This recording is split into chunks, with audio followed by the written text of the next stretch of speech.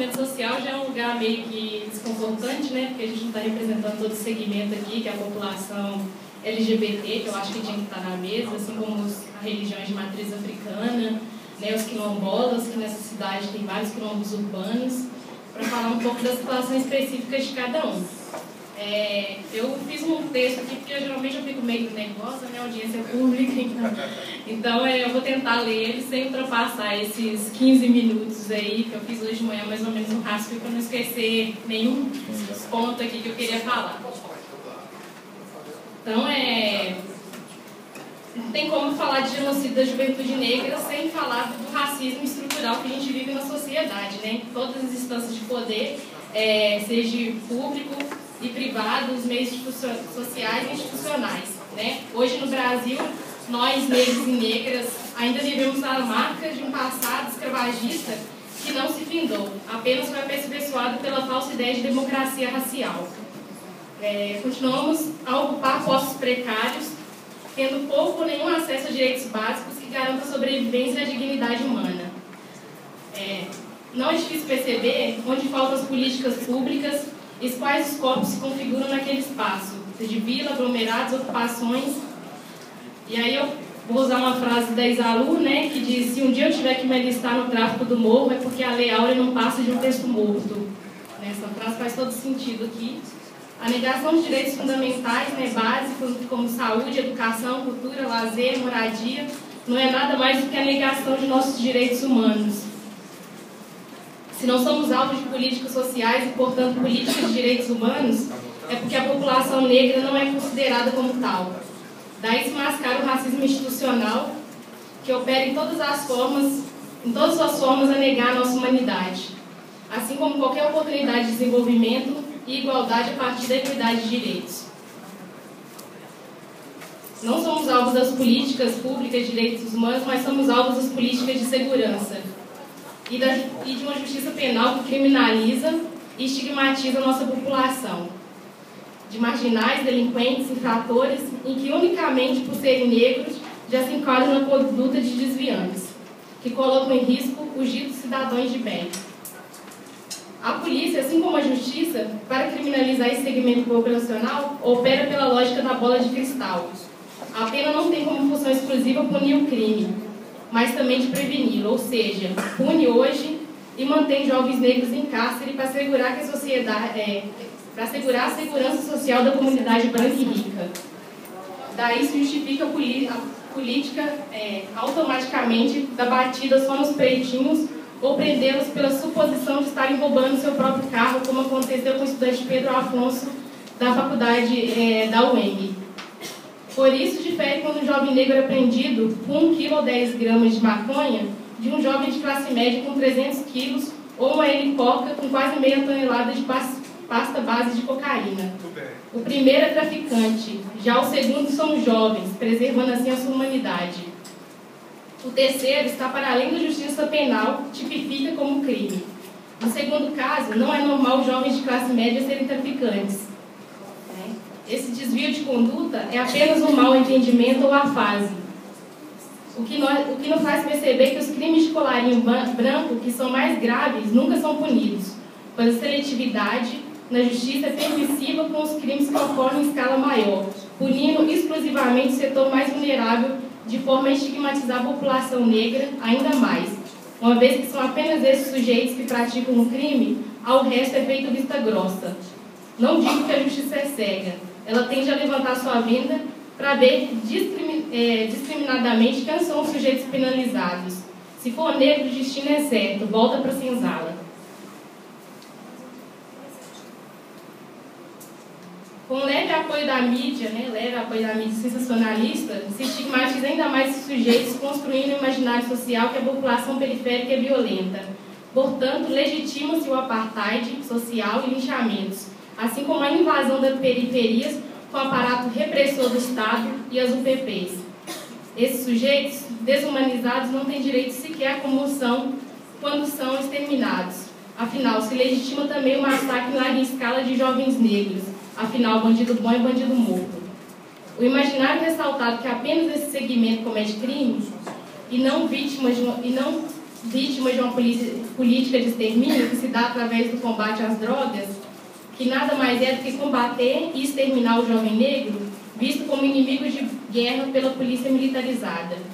A sensação de insegurança criada pela indústria do medo dá aparato para propostas como a PEC 171/93, que prevê a maioridade penal, assim como o aumento da internação desses adolescentes, sabendo que essa não é a solução e que a criminalidade não irá reduzir o encarceramento em massa da juventude, mas, pelo contrário, vai ampliar os crimes cometidos pelo Estado contra a juventude negra e periférica, o genocídio e a segregação social, assim como não reduzirá em nada a criminalidade e o sentimento que permeia toda a população da impunidade do sistema jurídico. O que só ocorre devido ao fato de servir exclusivamente aos interesses das grandes corporações, de empresários e políticos, a exemplo a bancada da bala e a bancada evangélica, que se beneficiam com a indústria do medo, com o tráfico de drogas e com as parcerias públicos-privadas. Para que se reduza o genocídio, é necessário que haja uma reforma no sistema penal e judiciário, que haja um compromisso do município, em conjunto com o Estado e a União, de reduzir as desigualdades socio-históricas, que haja reparação social às vítimas do genocídio, uma vez que ainda não houve reparação ao maior crime de lesa humanidade cometido pelo Brasil durante a escravização dos povos africanos e seus descendentes. Que haja o reconhecimento do racismo institucional em suas políticas, assim como a ampliação das políticas de ações afirmativas e o fortalecimento do Estatuto da Criança e do Adolescente.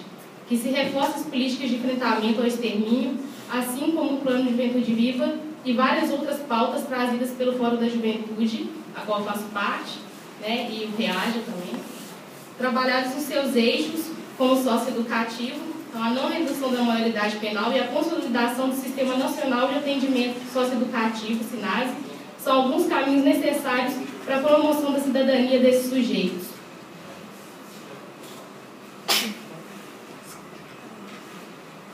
Tendo em vista que, né, há um imaginário social em que esses jovens não são punidos, quando na verdade eles já são punidos com medidas de caráter pedagógico, e também que esse tipo de punição varia de acordo com a gravidade do delito, né? E que essas medidas de ações socioeducativas elas devem ser revisadas uma vez que as situações de violações de direitos humanos sofridas por jovens dentro dos centros de internação, só que em Belo Horizonte já tive relatos de meninas que teve seus braços, de uma menina que teve seu braço quebrado, né, por um agente.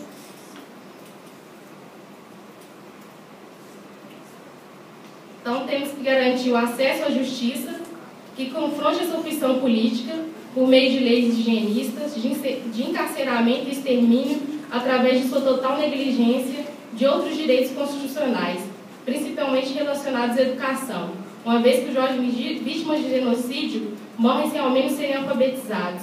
É necessário que haja um compromisso da política municipal com a educação destes jovens, principalmente com a educação de jovens e adultos, uma vez que parte desses sujeitos hoje se encontram na EJA, com investimento de cursos técnicos e profissionalizantes e sua inclusão digital, que possibilite esses jovens ingressar no mercado de trabalho, né?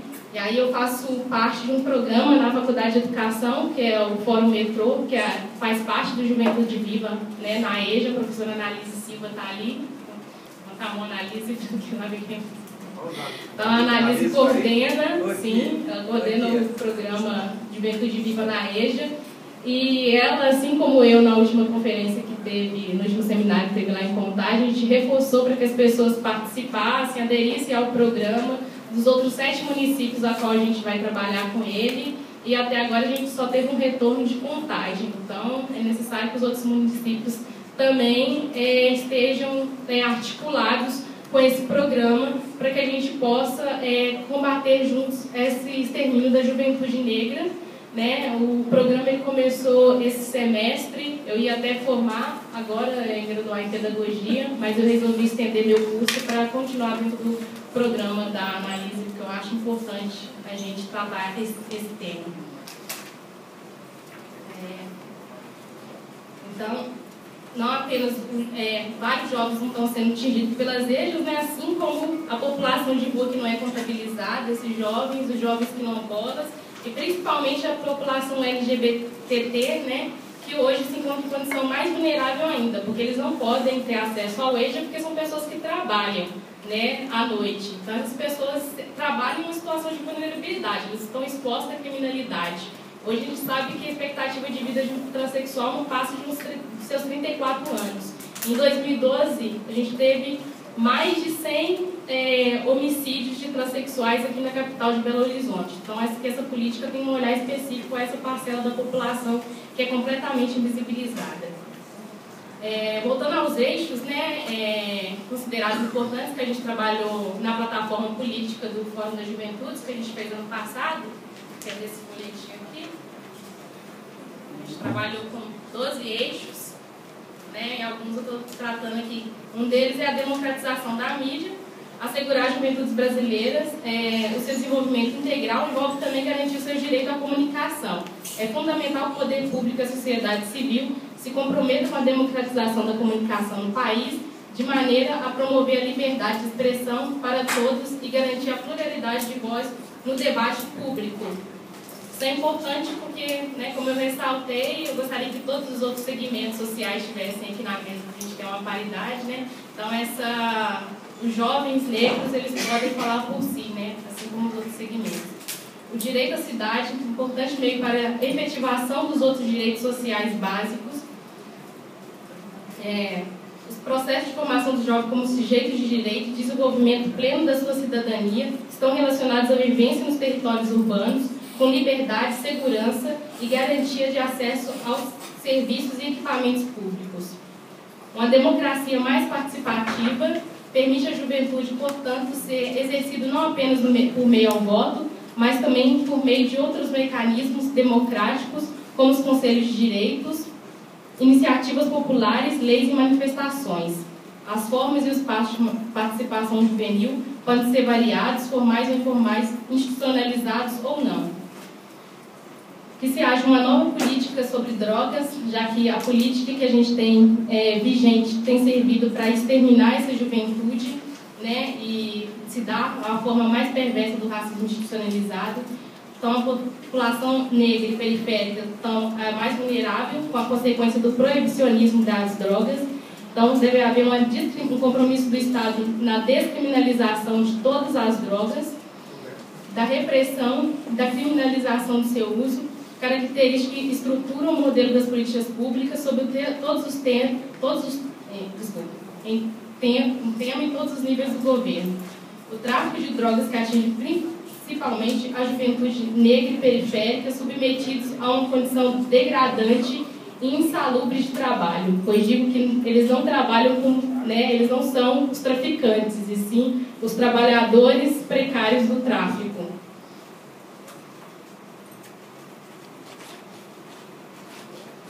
A lei que a gente tem vigente de droga não especifica quantidades que caracterizam o consumo pessoal ou o tráfico, sendo essa passível de penalização. Essa avaliação é de responsabilidade da polícia a partir de critérios subjetivos e fortemente ligados à cor, classe social e segmento etário. Então, não tem como você tipificar um jovem negro da periferia com 10 gramas de maconha como traficante, sendo que não existe plantação de cocaína ou de maconha na favela. Nem refinaria.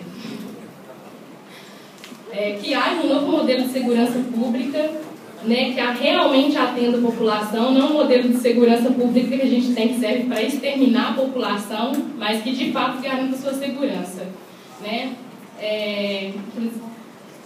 Então, dentro desse novo modelo de segurança pública, que se tem uma polícia militar, que não haja uma polícia militar, que essa polícia seja desmilitarizada, mas também que seja revisada a lei de garantia à ordem, que permite que o Estado utilize as Forças Armadas e a segurança nacional contra a sua população. Nós não somos inimigos de guerra, nós somos cidadãos. Então, eu peguei uns dados do que saiu no jornal O Tempo, em fevereiro, né? Só no ano de 2012 a gente teve 56 mil jovens assassinados, né?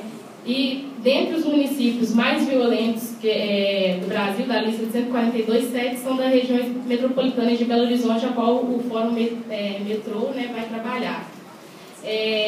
Nesses dados do jornal Tempo saiu que a taxa de homicídios aqui em Belo Horizonte é de 4,12 assassinatos por 1.000 habitantes entre jovens de 12 a 18 anos, o dobro registrado na cidade do Rio e o triplo registrado em São Paulo. Os dados do Índice de Homicídio da Adolescência de 2012, divulgado no IH, na Secretaria Nacional de Direitos Humanos, em parceria com o Observatório das Favelas, revela, né, que os números estão aumentando. De 2010 a 2012, a taxa de homicídio cresceu 40% na capital, de 2,94 para 4,12. Se esse índice se mantiver, a estimativa é que cerca de 1.000 jovens de 12 a 18 anos morram assassinados em Belo Horizonte até 2019. O IHA 2012 revela que a chance de um adolescente ser assassinado por arma de fogo é 4,67 vezes maior em relação aos outros meios. O delegado Wagner Pinto diz que 90% dos homicídios da capital são praticados por armas de fogo. Fuzil, submetralhadora, ninguém usa mais revólver, né? De acordo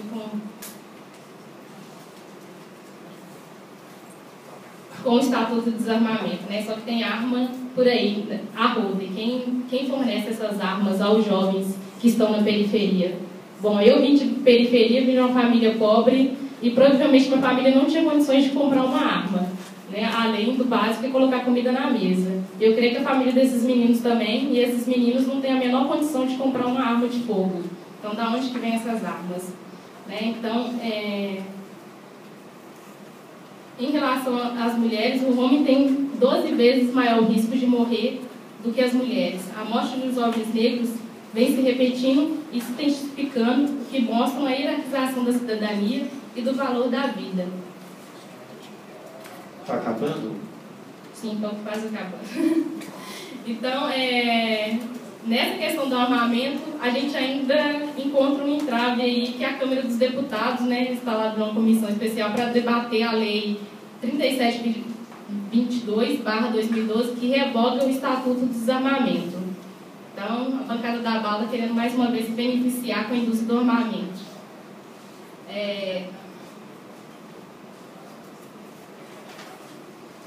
O Brasil configura a maior população carcerária do planeta, composta majoritariamente por jovens negros, né, a quarta maior população, de baixa renda e escolaridade. Então, isso também é uma das formas de genocídio, né, e ocorre também uma invisibilização em relação ao genocídio da juventude feminina, né, porque não só a juventude negra e periférica estão morrendo, elas estão morrendo de uma forma mais direta, mas indiretamente pela mão do Estado. Nós, jovens mulheres, né, estamos sendo vítimas dessa política de extermínio, dessa política institucional por meio do Sistema Único de Saúde com a violência obstétrica. Sendo que, por causa da vulnerabilidade da falta de serviços sociais, a gente acaba sendo 61% das vítimas de feminicídio nesse país. Então, o último eixo que a gente traz nessa plataforma é o orçamento público para a juventude. Então, não adianta a gente ficar aqui horas e horas discutindo o genocídio, proposições para fazer, sendo que o Estado não investe, né, financeiramente no combate ao extermínio da juventude. Então, é fundamental para a promoção de ações de enfrentamento à violência contra esse segmento, levando em conta que mais de um quarto da população brasileira de 15 a 29 anos é preciso garantir a destinação prioritária de recursos para o plano plurianual na lei de diretrizes orçamentárias e na lei do orçamento anual dos governos no nível municipal, estadual e federal. É necessário examinar diferentes passos do governo, tais como saúde, educação, assistência social e cultural para a juventude. Terminei. Obrigada.